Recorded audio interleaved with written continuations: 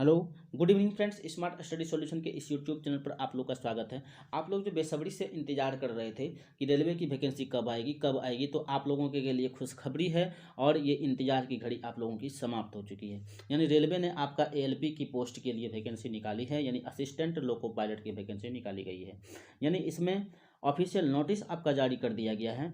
Official notice यहाँ से देख सकते हैं। आपको अभी हम तुरंत ऑफिशियल नोटिस पर चलते हैं और वहाँ से आपको जानकारी देते हैं कि क्या कितने पोस्टों पर वैकेंसी आई, सिलेक्शन प्रोसेस क्या है, एज क्या है, सैलरी क्या रहने वाला है, अप्लाई डेट क्या रहने वाला है। ये सभी जानकारी आप इस वीडियो में आपको मिलने वाला है। चलिए नोटिफिकेशन की तरफ चलकर आपको बताते हैं। फ्रेंड्स, जब यहाँ आप इस ऑफिशियल नोटिफिकेशन पर आएंगे तो government of India ministry of railway यानी ये एम्प्लॉयमेंट न्यूज का है। अभी शॉर्ट नोटिस जारी किया गया है और कुछ दिनों के बाद यानी एक दो दिन के बाद आपका ऑफिशियल वेबसाइट पर ही पूरे डिटेल से इसका नोटिफिकेशन आएगा। तो तुरंत हम वीडियो लेकर के आप लोगों के लिए सामने आएंगे। तो यहाँ क्या है, रेलवे रिक्रूटमेंट बोर्ड है, यानी रेलवे की तरफ से ये वैकेंसी निकली हुई है। कौन सा पोस्ट है, तो असिस्टेंट लोको पायलट का पोस्ट है। असिस्टेंट लोको पायलट का पोस्ट है और यहाँ CN नंबर 1/2024 दिया गया है। यहाँ से अगर ओपनिंग डेट की बात करते हैं तो 20 जनवरी 2024 से आपका फॉर्म भराना स्टार्ट हो जाएगा और क्लोजिंग डेट आपका जो रहने वाला है 19 फरवरी 2024 तक रहने वाला है। यानी 20 जनवरी से 19 फरवरी तक आप फॉर्म अप्लाई कर सकते हैं। यहाँ से आगे आएंगे तो यहाँ से सारी जानकारी दी गई, डिटेल्स पूरा दिया गया है कि पोस्ट की कौन सा है, तो असिस्टेंट लोको पायलट। पे लेवल 2, इनिशियल पे 19,900 से स्टार्ट है और मेडिकल स्टैंडर्ड आपका A1 है। एज आपका जो रहने वाला है वो 1/7/2024 के अकॉर्डिंग काउंट किया जाएगा और 18 से 30 साल।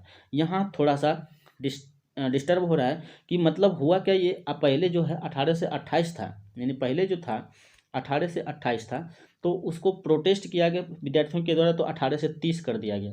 तो वही अभी भी यहाँ 18 से 30 देखने को मिल रहा है। लेकिन जो लड़के एज एक्सपायर कर रहे हैं वो क्या करेंगे, वो अभी क्या करेंगे, 18 से 30 ही रहेगा क्या उसका एज, तो वो बच्चे फॉर्म नहीं भर पाएंगे। लेकिन कुछ हद तक तो ठीक है, चलिए मानते हैं। लेकिन आप यहाँ जब आएंगे टोटल वैकेंसी के बारे में चर्चा करेंगे तो ये 5696 यानी 5696 पोस्टों पर ही सिर्फ वैकेंसी दी गई। यानी विद्यार्थियों के साथ क्या है, बहुत ही खिलवाड़ किया गया है, यानी नाइंसाफ़ी की गई विद्यार्थियों के साथ। एक तो 4 साल के बाद वैकेंसी दी है और उतनी कम मात्रा में दी है कि फॉर्म भर कोई भी बच्चे इसमें अगर भरेंगे भी तो वो मारा मारी होगा इसमें।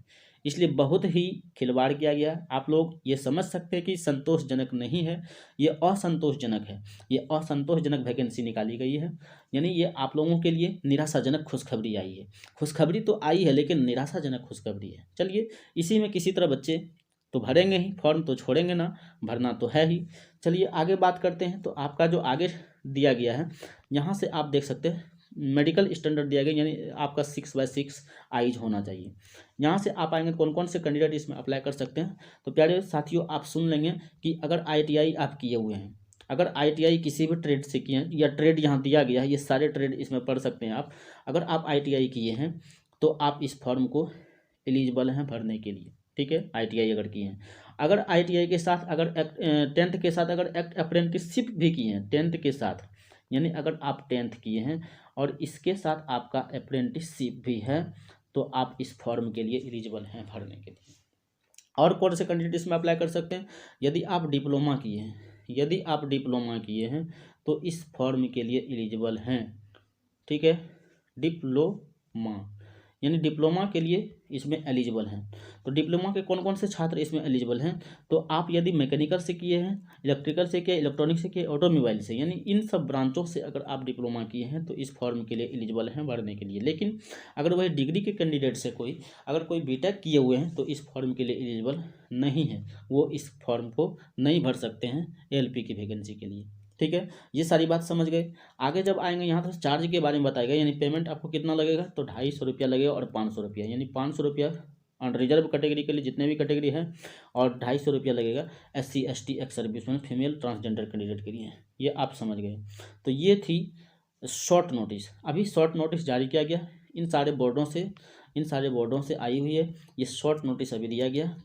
जैसे ही डिटेल्स इसकी नोटिफिकेशन इसकी ऑफिशियल वेबसाइट पर आता है तो तुरंत ही हम आपके सामने उपस्थित होंगे वीडियो लेके और सारी जानकारी उसमें देने वाले हैं। आप लोगों के लिए ये क्या है, निराशाजनक खुशखबरी आई है बहुत ही कम पोस्टों पर ये वैकेंसी आपको दी गई है।